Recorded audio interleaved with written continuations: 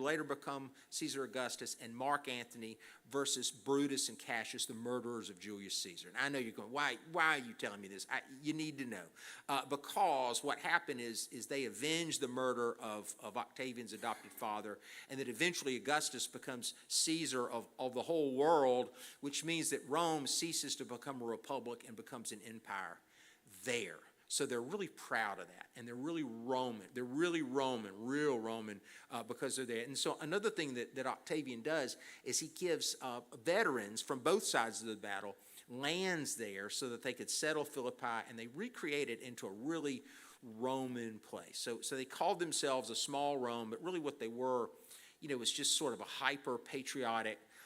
Think about any military town is going to be patriotic. I mean, I'm thinking about Fort Benning or Fort Sill or, Pensacola, any place like that its whole industry is based on soldiery. It's going to have that kind of identity. And this is the first place Paul goes in the year 51 when he enters what we call his second missionary, I don't have my pointer, but his second missionary journey, which simply means from Turkey across the water there, first to a place called Neapolis, which is near Philippi on the coast, and then enters Greece there.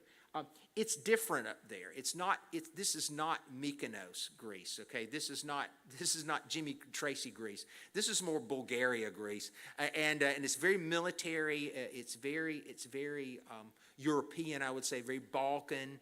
It's a northern place, very far away. And so as such, Paul runs into trouble in this scene. He runs into big trouble in the scene. And it's trouble that he won't run into in Corinth. Now, we're not going to talk about Corinth today, but Corinth is an isthmus down the Peloponnese Peninsula down there at the very bottom. It's got that little bit narrow strip of land that connects it. That's Corinth. And Corinth is New Orleans. And in Corinth, they don't really care what you do, right? Philippi is more, we'll call Philippi Fort Benning, and we'll call Corinth NOLA. And so as you know, you can just be as weird as you want to be in New Orleans, and they don't really mind. And so Paul actually found much more fertile ground to do what Paul did in a live and let live kind of place. He stayed 18 months. This place, he's only here a few days. So after converting a woman who sold purple cloth, which means that she's a high-end retailer, he's in the marketplace, and this scene happens. So it's Acts 16, verse 16. Actually begins at the bottom of page 900. One day, as we were going to the place of prayer, we met a slave girl who had a spirit of divination and brought her owners a great deal of money by fortune-telling.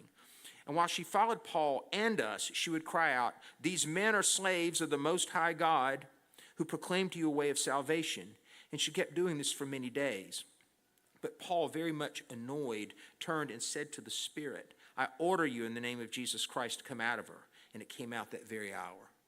Have y'all grown up with that story? I have. Have y'all heard that story? So the way that I was taught this story by Mr. Hill at First Baptist Church, Bessemer, Alabama, primary 1 boys Sunday school, is that this is a scene where Paul is just not Jesus. Okay, he's just annoyed. Maybe he's had a long day. Maybe he's tired from traveling. And you got this girl with the spirit of divination, and which means she can tell fortunes, and she's calling out, and it makes him mad, right? And he exorcises the demon. But there's not really any love in it. He just casts it. At least that's the way I was always taught the story. And then also I likened, the girl as kind of a local fortune teller, a little like those of us of a certain age will remember the Bessemer Superhighway. And on the Bessemer Superhighway was Sister Donna with the big red hand. And I remember as a little kid watching some guy hauling out of Sister Donna's and jumping in like a Buick Electra and just spinning gravel to get out of there. No telling what Donna told him, but he was mad about it. So just and my parents always said, "Don't go into Sister Donna's," right? And so you slave girl, spirit of divination. Paul's annoyed. What does that mean? What if it means something else? So the word or the phrase that we translate spirit of divination means literally, you ready for it? She had a Python spirit. Okay, she was of a Python spirit. Python, Python. We say python, and yes, it's a snake. She had a snake spirit, which connects her to a very big, important story in Greco-Roman culture. Now, let me see. I forget what pictures I've sent Henry, but let me see what I got here. Okay, so this is the Via Ignatia. This is a road traveling through Philippi today. You can literally stand where Paul stood. And this road goes right past the marketplace where this story happened. This story happened somewhere on this rutted road. And then also on the road you can see chariot ruts and stuff. It's really, really cool. It's really a nice visit up that way. Well, the Python spirit means that this girl is a franchisee of Delphi, which we need to talk about for a minute. So Delphi is, do you remember where Philippi was now? Up in the, let's go back to our first map. Just show you this. This is where, that's Philippi. Now let's look at Delphi. Now, I'm going to tell you that you can't get there from here. If you were to go to Delphi from Philippi, you'd have to go by water all the way around the Peloponnese Peninsula and then back up inside the Ionian Sea and the Ionic Gulf to get there by mountains. If you travel overland, which we have as groups before, you're going to be in a coach a long time. So you got to ride, and there's just no good way to get there. And yet, this place is so important, they called it the navel of the world. The Greeks believed it was the center of their universe. And so, probably because it's far away from Philippi, this girl is a franchisee of this idea. So what is this idea? What is Delphi? We look down our nose at ancient people because they believed in sorcery and divination, but heck, we've got predictive markets right now that we put put great money into, right? And we all want to tell the future. We all kind of want to know what's going to come around the corner. And so did they. A Greco-Roman person would never make a decision without some sort of incantation or sorcery. And it could be, if it's a small decision, you could just look for a flight of birds or entrails, in a jar, that sort of thing. Say a prayer or whatever, and then you might make a decision. But if you're a king, or a government, or the leader of an embassy, or a banker, or whatever, you're going to make a big decision, you really need to talk to the oracle at Delphi. And so Delphi would be a place where world leaders would travel in order to ask for big decisions. Should I go to war? Will my crops fail? And then Delphi is a place where the oracle there, and by the way, the priestesses of Delphi were called Pythians. So the origin story here is that Apollo defeated a snake, Python, and because he defeated the snake there, the snake's own shrine became his shrine. But in order to placate those who'd sort of lost or on the losing side of Python, the snake god, they called their priestesses Pythians, and then the high priestess was Pythia herself, and she was also the oracle. So the high priestess would sort of rotate in and out, and she would be the oracle at the time. And so the oracle at Delphi would sit. I think I've got some pictures. Would sit on a stool. Okay, that's the temple of Apollo at Delphi. It's a huge thing. I've got a model. I'll show you.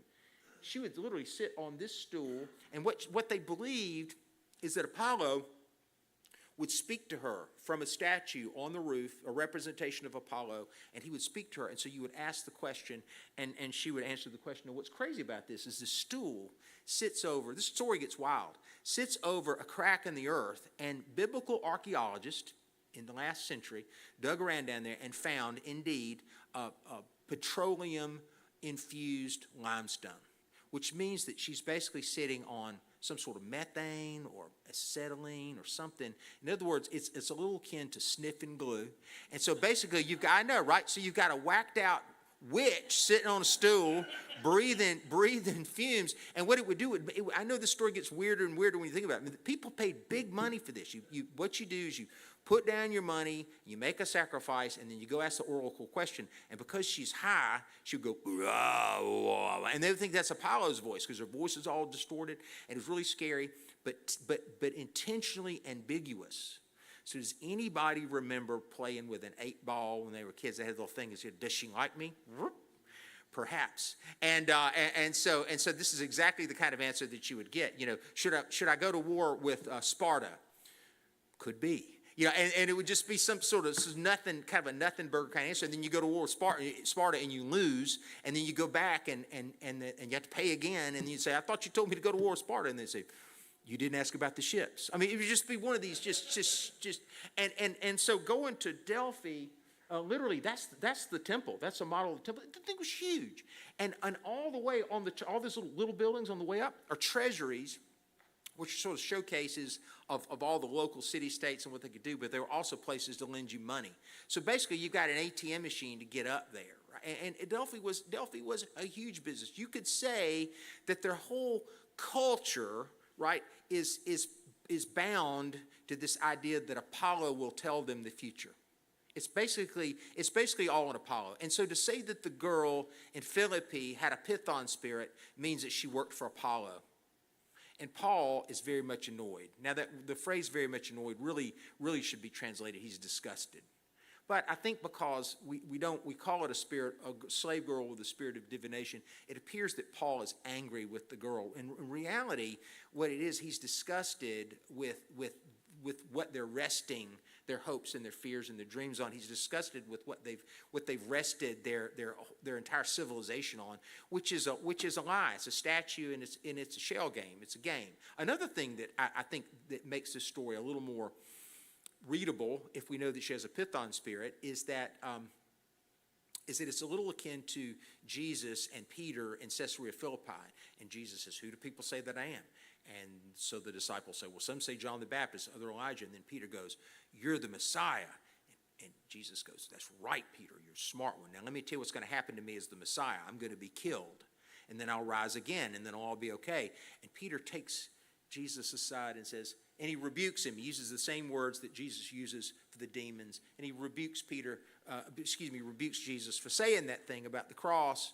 And then Jesus rebukes Peter and says, "Get behind me, Satan. You're not thinking of you're thinking of human things, not divine things." I think this is the same thing going on here. The girl with the Python spirit is calling out, "These men are slaves of the Most High God," meaning that she's on a level, that she's a peer, if you will, a peer proclaimer with Paul. And Paul's like, "No, you're not a peer proclaimer. As a matter of fact, you're nothing," right? And so this is why he cast out the demon. And then this is what happens in Philippi when you upset the apple cart. Remember, this is a very Roman town, and they don't like foreigners, and they don't like things different. So in verse 19, "But when her owners saw that their hope of making money was gone." So this is obviously, now it's connected to Delphi. It's big business. It's big business. "They seized Paul and Silas and dragged them into the marketplace before the authorities. And when they brought them before the magistrates, they said, 'These men are disturbing our city. They are Jews and advocating customs that are not lawful for us as Romans to adopt or observe.'" I mean, right? They're different. They're foreigners, if you will. So that phrase almost sounds like an Alabama political ad in this year. Okay, never mind. Sorry, I said it. "The crowd joined in attacking them, and the magistrates had them stripped of their clothing and ordered them to be beaten with rods. And after they'd given them a severe flogging, they threw them into prison and ordered the jailer to keep them securely. Following these instructions, he put them in the innermost cell and fastened their feet in the stocks." So that's one showdown now between Paul and Apollo. What happens when you cross the man? Right, you get beaten pretty badly and thrown into jail and fasten their feet in the stocks. So that's one showdown. So what I want to do here as we rehabilitate Paul just a little bit is to say that Paul's a pretty tough dude. Right? He knew that he was taken on when he cast out a girl with the Python spirit from Delphi. Now I'm going to look at the lesson that we're reading today. Just turn one page over, which is Acts chapter 17, and it's verses. We'll begin with verse 22, Acts 17, 22, page 902.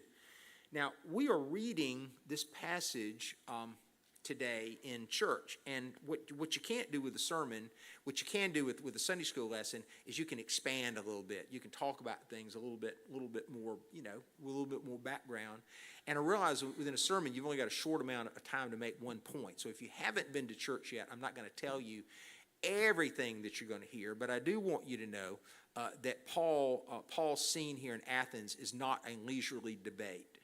It's not a show. It's not a meeting among friends. He's at a place called the Areopagus, and it's a court. Maybe I can tell you a little bit about Athens for a second. So Athens, okay, I don't know what that is and who they are. Okay, that's the Areopagus. Isn't that why I don't know who these people are. That's the Areopagus, and that is a rock northwest of the Parthenon. So it sits above, we call all that the Acropolis, but an Acropolis is just a temple on a high place. And so the Areopagus, the scene today is that rock, let's see if I have, sitting below And instead of the Parthenon, we've had that picture of strangers having a meal. But you've got it in your mind's eye. The Temple of Athena sets above this, which is basically the wonder of the ancient world. And Athens is old money, and it's beautiful, and it's big, and this is a trial. So the Areopagus is a court to do several things. They can try misdemeanors there, but they can also try religious apostasy. Okay, they can try heresy there. And the archons who man the Areopagus are the leading citizens of the city. They're philosophers. It's a handed-down job, great honorific. But remember, Athens is the city that 300 years before killed Socrates for corrupting the youth. So they take their role very, very seriously at the Areopagus. So Paul is on trial here as he speaks to them. And let's read the passage, and then I'll see if I can't kind of bring it home. Remember that Paul is, the whole time he's in Europe in 51, he's taking on their worldview. Then Paul stood in front of the Areopagus and said, "Athenians, I see how extremely religious you are in every way. For as I went through the city and looked carefully at the objects of your worship, I found among them an altar with the inscription, 'To an unknown God.' What therefore you worship as unknown, this I proclaim to you. The God who made the world and everything in it, he who is Lord of heaven and earth, does not live in shrines made by human hands, nor is served by human hands as though he needed anything, since he himself gives to all mortals life and breath and all things. From one ancestor he made all the nations to inhabit the whole earth, and he allotted the times of their existence and the boundaries of the places that they should live, so that they would search for God and perhaps grope for him and find him, though indeed he's not far from each one of us. For in him we live and move and have our being, even as some of your own poets have said, for we too are his offspring. Since we are God's offspring, we ought not to think that the deity is like gold or silver or stone, an image formed by the art and imagination of mortals. While God has overlooked the times of human ignorance, he now commands all people everywhere to repent, because he has fixed a day on which he will have the world judged in righteousness by a man whom he has appointed. And of this he has given assurance to all by raising him from the dead." All right, let's see what Paul's doing here. So I've learned that Greek art was among the earliest art to be realistic. I've learned that Greek art was among the earliest art to be realistic to the point that the artist felt like they were creating something immortal. That Greek art was realistic to the point that they believed that it was divinely inspired. Now, we might think, well, those poor ignorant Greeks, they thought that statue of Apollo was real. Well, I'm not so sure we don't do the same thing with our own technological flights of fancy. Maybe our AI is their statuary, if you will. And so Athens is beautiful and rich to the point where it is the center of culture, it's the center of thought, it's the center of their philosophies, and they had two. And I'll give it a whirl and see, because if you would read a few verses before, we would say that there were some Stoics and some Epicureans that were there. So underlying whatever religious way that you wanted to express yourself were at least two philosophies. One was Stoicism, which means that God, if God exists, God is very near. Okay, God is in this desk, God is in me, God is in the sky, God is in a tree. God is very near. And at some point, beyond the grave, we simply seep back into some sort of eternal fire, some sort of eternal existence. Okay, we're dissolute. We dissolve it, rather. This is what they believe. Epicureans believe that God was far away. Oh, way up on the other side of the galaxy somewhere, so that we want to live a good and moral life, so that we can line up one day and somehow be rejoined to something that's far from us. I think I've gotten it pretty close there. So basically, no matter what you believed in Athens, if there is life beyond the grave, and that's a big if, because some of them weren't sure there was anything. When you're gone, you're gone.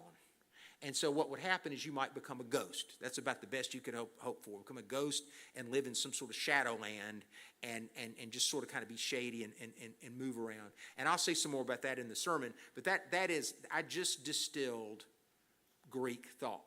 So what Paul just said in the Areopagus is he took their altar to an unknown God and he said, you've been missing it all along.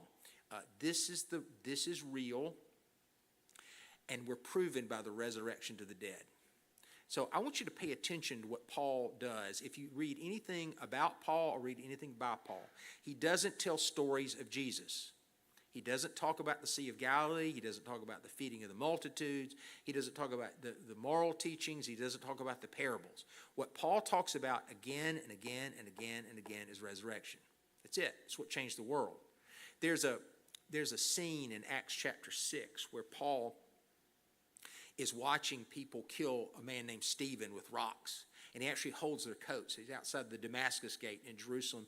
And Stephen is one of the first deacons. He's called to serve the poor in this church that's sort of emerging around the temple. And Stephen is so eloquent in his proclamations that he preaches boldly that all the scriptures point to Jesus as the Messiah.